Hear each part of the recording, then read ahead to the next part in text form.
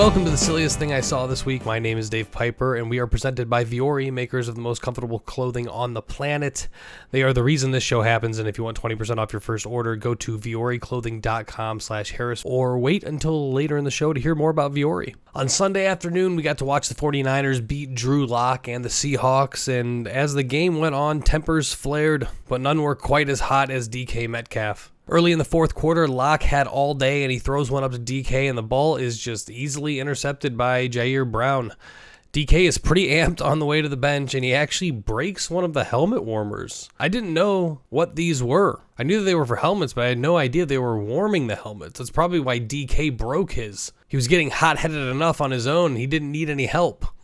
You can actually see him having a conversation with himself, trying to get a hold of his emotions, like, hey. I'm not sure if he was able to calm himself down, because later in the fourth quarter, on fourth down, the Seahawks probably should have been called for delay of game here, but Locke gets the ball off and throws an absolute duck to Fred Warner. Metcalf is there for the tackle, and he can't quite bring Warner down, so he gets in position for a suplex, but before Metcalf can pull off the wrestling move, Warner flips the ball to Dre Greenlaw. Greenlaw takes off and starts shedding would-be tacklers before he gets lost for a second and isn't really sure where to go, and Smith and Jigba trips him up.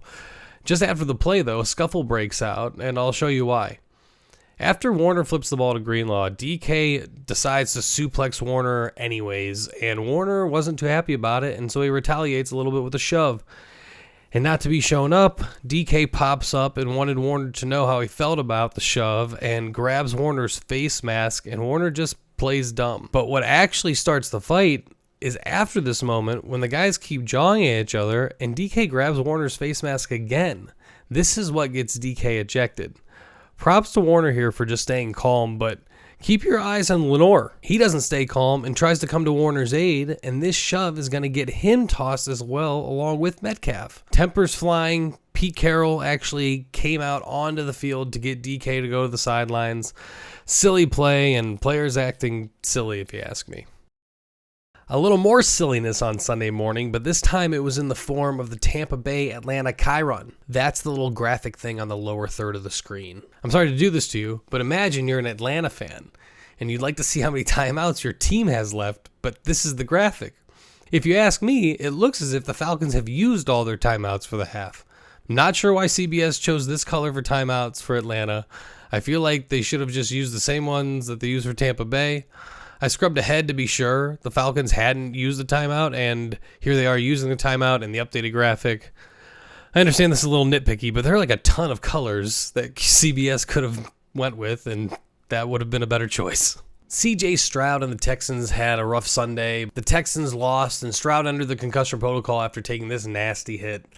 But before Stroud went down here in the third quarter, he fakes a handoff to Singletary, and then the play kind of breaks down. He rolls left, and as he's nearing the sidelines, he gets pushed out of bounds by Quinnen Williams and barrels into these two. Stroud, being the gentleman that he is, catches the first bystander, but in true domino effect, the second bystander goes to the ground. And upon reviewing this, the second person looks like they barely got touched. Now, I'm not going to call it a flop, but she must have been caught off guard. Some people run over to help, and she signals she needs a minute before getting back on her feet. I have to talk about Tommy DeVito and his agent, Sean Stellato. I love Tommy DeVito and his love for his Italian heritage, but somehow, up until now, I wasn't aware of who his agent was, and I did not know that, of course, he is like the most Italian dude ever. Look how good he looked Monday night. Yeah, I went through his Twitter, and he's been pulling this look off for a while. I mean, this orange hat is popping. And the best part of Monday night was this moment when we got to hear Joe Buck get excited along with the family. And his agent, this guy, the agent may break the internet. The heck's going on? They having kisses everywhere. Giants up 4. Giants win, DeVito's win, and Sean Stellato's hats win. And if you'd like a win, you should check out our sponsor, Vuori. Vuori makes some of the most comfortable performance wear on the planet, and it's some of the best clothing for the planet, too, because Vuori products are made with recycled materials, and Vuori standards include practices that seek to benefit the environment and promote regenerative farming, so when you're buying Vuori, you can feel good about what you're buying, and you'll feel even better once you put the clothes on. Head over to VioriClothing.com/Harris for 20% off your first order, or go down below in the description, hit the link, and start your journey to comfort. Thank you, Viori, for making this video possible. And for all of you that make it to the end of the video, I got another helping for you. The extra this week takes us to Cleveland, where we saw the return of Ghost Ghosterson, the invisible 12th man on the Browns roster. And as you can see, Ghost plays both ways and trips Darius Williams to give David Bell the easy touchdown. If you aren't familiar with Ghost, check out the Week 6 video popping up here. Another thing I loved from this Browns game was Jerome Ford almost not spilling the Gatorade, but ending up spilling the Gatorade. I love these two trying to catch the Gatorade with their hands and just getting their hands all wet. They were both all smiles, and these boys were pretty jacked, yeah. And this guy right here, he has seen some spilled Gatorade, if you know what I mean. Whoa. Guys, I read every comment and reply to most, so if you aren't subscribed, let me know why down in the comments, or you can just subscribe and then tell me why you like the show. And if you like the video this week and you think the like is worthy of your liking, then please just like the video. I'll see you guys next week.